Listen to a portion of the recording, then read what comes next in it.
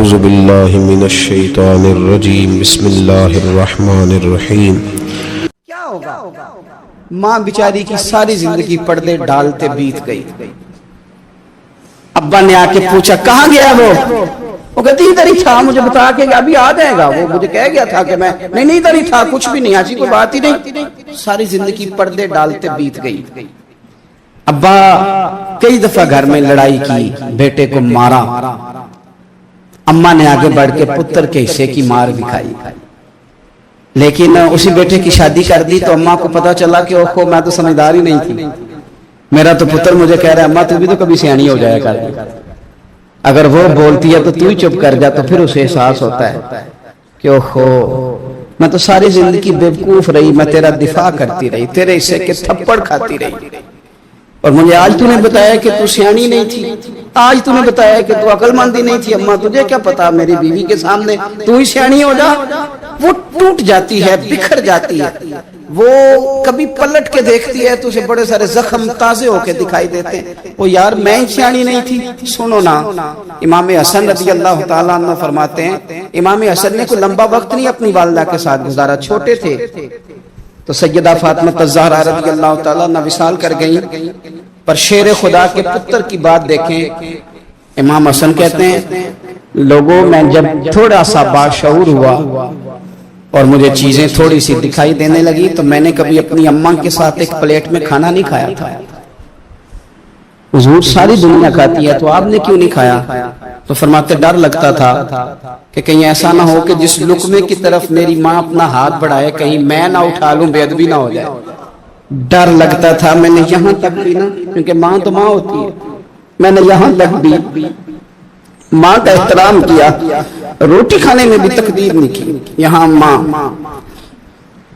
وہ کہتی ہے پیر صاحب انہوں دسیا جنا کہ میں تو انہوں آکھیا سی، انہیں گلاں چونوں آکھیا جے میرے نال بولے تھے صحیح کرے، انہوں دسیو نا میرے نال بگڑ جائے گا، انہوں آکھیا جے نا میں تو انہوں شکایت لائے، پر نا انہوں گلاں سمجھایا جے کہ میرے نال اچھی نہ بولیا کرے، انہوں تکلیف، انہوں آکھیو نا۔ او یار کیا کائنات میں حضور سے بڑا بھی کوئی ہے؟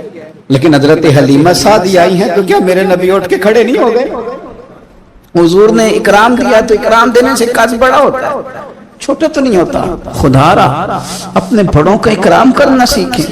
انہوں نے کسی نے آپ کو جگہ دی ہوگی، کسی نے آپ کو نوکری دی ہوگی، لیکن ماں باپ نے تو زندگی دے دی، اولاد جوانیاں دے دی، سارا کچھ دے دیا، اور بچے ہیں کہ سمجھتے ہیں احترام کے جذبے اپنی طبیعت میں لائیں، بے ادب نہ بنے، سوء ادب نہ کبھی کریں، آپ نہ کبھی کوئی ایسا کام نہ کریں جس سے نہ تکلیف بڑھے، جس سے آزمائش بڑھے۔ آپ احترام والے رہیں گے تو خود بھی سجے سنورے نکھرے رہیں گے۔ اپنے بزرگوں کو پہل کریں، بزرگوں کی طرف، یعنی آپ گھر کے اندر چھپا کے سیب اپنے کمرے میں نہ لے کے جائیں، چھپا کے چیزیں نہ رکھیں، بلکہ پہل کریں بوڑھے ابا سے، پہل کریں اپنی والدہ سے، وہاں سے آغاز کریں، آپ دیکھیں برکتیں کتنی ہوتی ہیں۔ میں کچھ باتیں مجھے لطف دیتی ہیں، میرے کچھ سنگی ہیں، 3 بھائی ہیں کٹھے، مجھ سے بیعت ہیں، میرے ساتھ بڑا پیار کا رشتہ ہے، تو کبھی کبھی نہ خدمت کرنے کا دل کرتا ہے، ان میں سے کسی کا کہ چلیں حضرت صاحب آئے ہیں تو ہم کچھ نذرانہ پیش کریں، تو اپنے بڑے بھائی کو وہ تھماتے ہیں کہ جناب آپ یہ کام کریں۔ اللہ تعالیٰ کا شکر ہے میری جیب کم ہی خالی رہتی ہے، اس کا فضل رہتا ہے، لیکن وہ پیسے لینے سے زیادہ یا تحفہ لینے سے زیادہ یا پھول پکڑنے سے زیادہ اس بات کی مجھے خوشی ہوتی ہے کہ کتنے نرالے ہیں، بڑے کو آگے لگاتے ہیں تو برکت تو حاصل کرتے ہیں، اس لیے کہ برکتیں ہمیشہ بڑوں سے ہوتی ہیں، بڑوں سے ہمیشہ برکتیں۔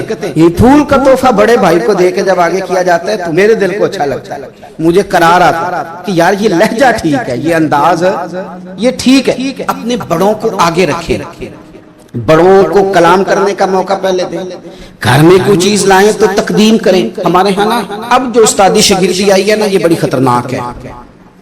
ہمارے ایک قاری صاحب تھے، ایک مدرسے میں پڑھاتے تھے، بڑا مارا کرتے تھے، اور میں انہیں مذاق بھی کرتا تھا، کبھی کبھی عذرائے محبت مزاح کرتا تھا۔ میں ان سے کہتا تھا قاری صاحب آپ شاید مار کھا کے پڑھیں اس لیے بچوں سے بدلہ لیتے ہیں. تو کچھ دن پہلے کچھ عرصہ پہلے ملاقات ہوئی تو میں ان کے ادارے کے قریب سے گزر رہا تھا تو میں نے ان کا نا وہ ڈیسک وغیرہ چیک کیا تو ان کے پاس نا چھوٹی علیحدہ ہوتی تھی, پائپ 2 قسم کے علیحدہ ہوتے تھے, پانی والا علیحدہ اور گیس والا علیحدہ. بڑا مارتے تھے بچوں. مجھے بھی اختلاف تھا اس بات سے, میں ان کو گزارش بھی کرتا تھا. تو میں گیا تو وہ جس طرح وہ خیر استاد کمال کے تھے, انہوں نے بڑے کامیاب حافظ تیار کیے اور ویسے بھی بندہ بڑا باوسون, بڑے اچھے, بڑے نفیس. میں نے ان سے کہا کہ وہ خیر ہے چھوٹیاں چھوٹیاں کدھر گئی آپ کی؟ کہنے لگے حضرت صاحب نہ شاگرد رہے نہ استاد رہے نہ وہ ماں باپ رہے. کہنے لگے پتہ نہیں 2-4 سالوں میں کیا ہوا ہے. تو میں نے کہا آپ کو تو کوئی منع کاری نہیں, میں نے کئی دفعہ سمجھایا تھا آپ باز نہیں آتے. کہتے تھے اب آ گیا ہوں, اس لیے کہ ایک کو چھڑی مار رہے ہوتے ہیں تو دوسرا ساتھ ویڈیو بنا رہا ہوتا ہے. پہلے طالب علم اس طرح کی توہین کا رویہ استادوں کے ساتھ نہیں کرتے تھے. وہ کہتے تھے جیسے بھی ہے فیض استاد سے لینا ہے. اب آپ ذرا گھور کے دیکھیں تو کہتے ہیں لاؤ کتابیں, جا رہا ہوں بڑے مدرسے, بڑے کالج, بڑے اسکول. میں نے اپنی زندگی میں دیکھا کہ ہمارے بڑے کہتے تھے, کبھی گارا کے بتاتے نا استاد جی نے مارا ہے تو کہتے تھے کسی غلطی سے مارا ہوگا.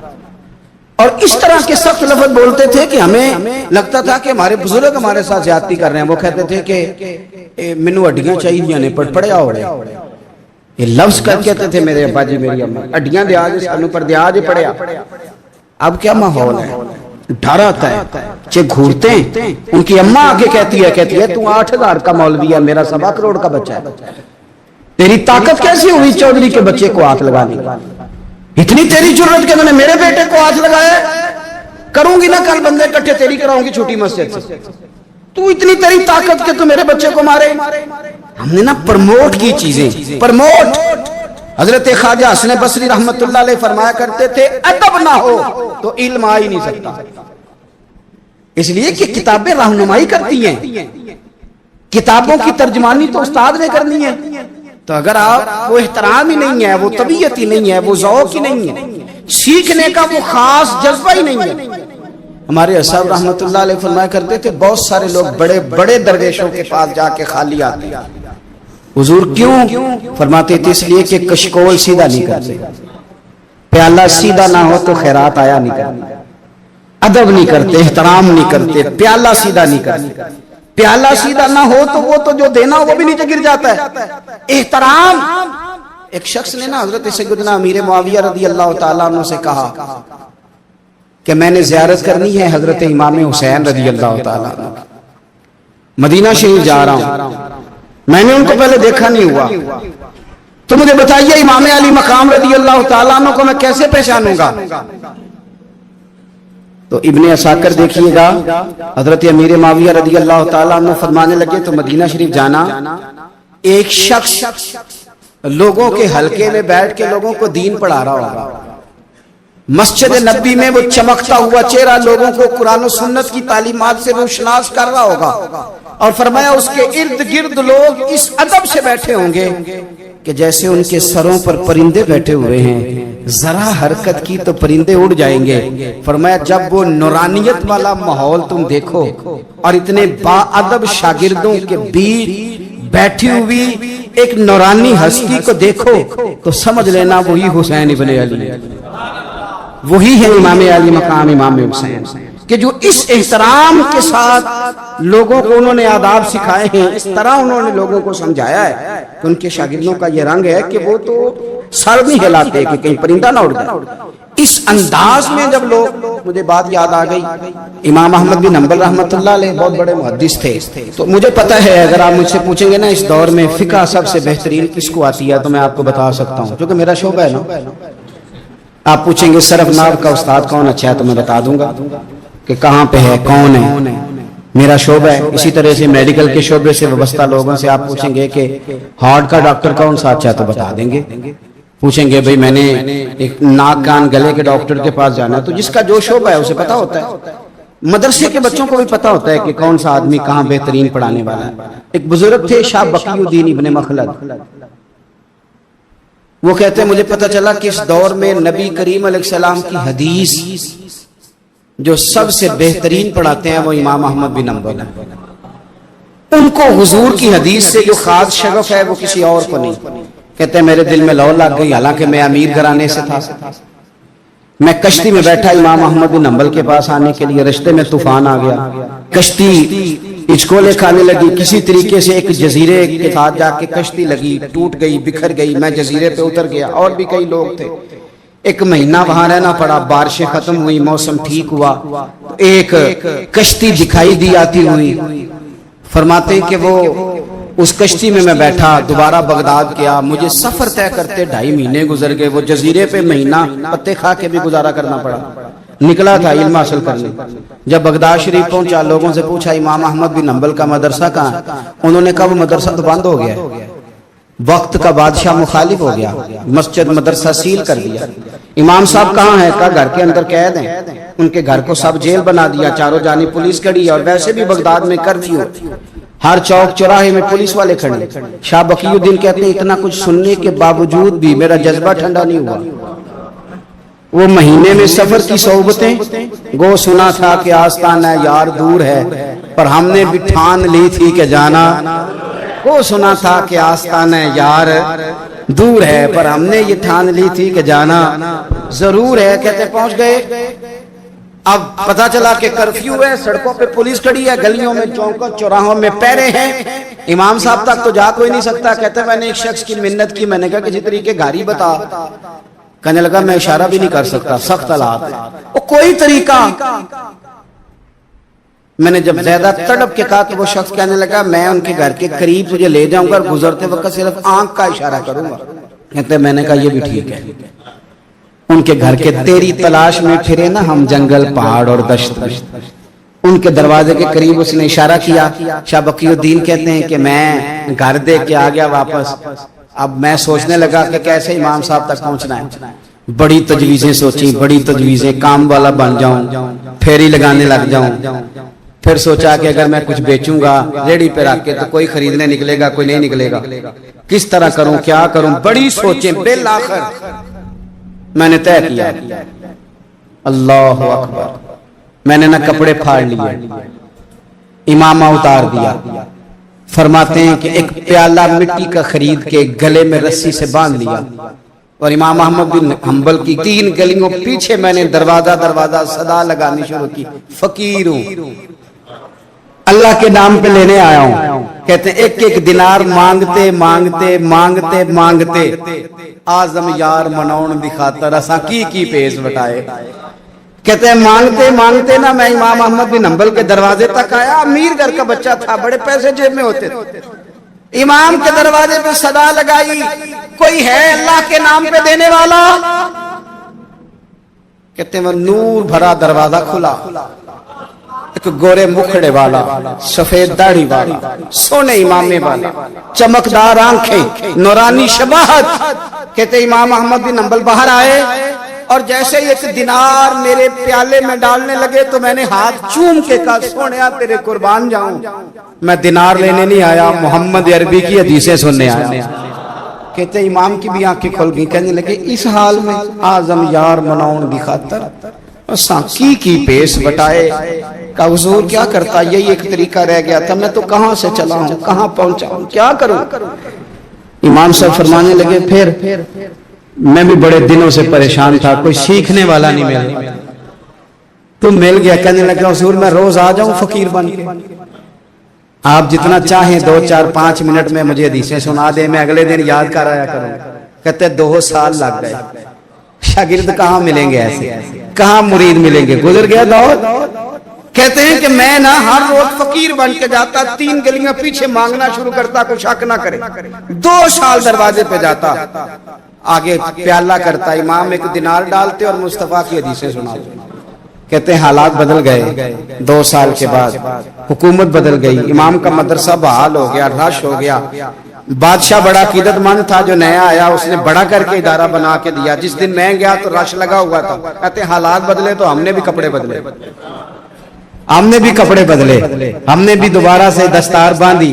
اور کہتے ہیں بڑے لوگ بیٹھے ہوئے تھے، میں جب داخل ہوا نا تو امام اٹھ کے کھڑے ہوئے.